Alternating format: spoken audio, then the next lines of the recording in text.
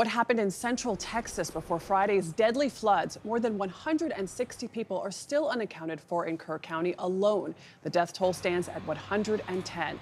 And now a report is raising even more questions about whether the region was prepared. It has to do with Camp Mystic, where more than 24 were killed. Jason Allen is in Ingram, Texas. Jason, good morning. What do we know?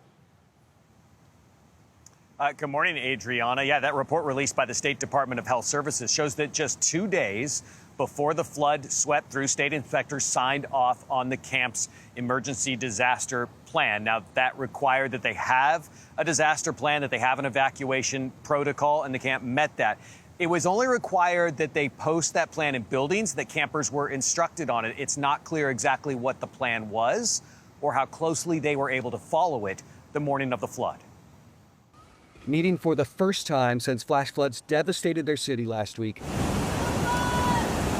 Kerrville leaders were emotional Tuesday. I wish to God there was a way we could have warned them. And that's the truth.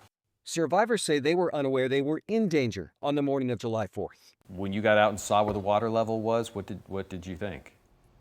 I thought it could possibly be over. At the Old River Road RV Resort along the banks of the Guadalupe River, park managers Marianne Moran and Hannah Thrasher told us they didn't receive any official evacuation warnings they would expect to get on their phones until it was too late. Instead, Moran says she was woken up by volunteer firefighters as water was already overtaking the property. I think there should have been alarms. You do? Yeah, absolutely. Like sirens? Yeah. Why there weren't alarms going off around here is beyond me.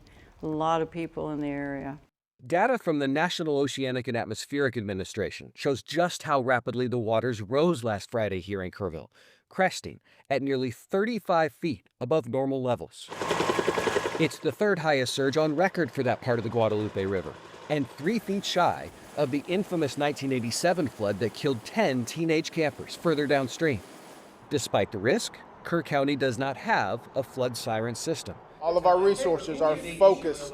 During an at times contentious press conference with reporters Tuesday, local officials refused to answer questions about who is responsible for monitoring the weather and sending out alerts to residents, saying they were focused on finding those who were still missing.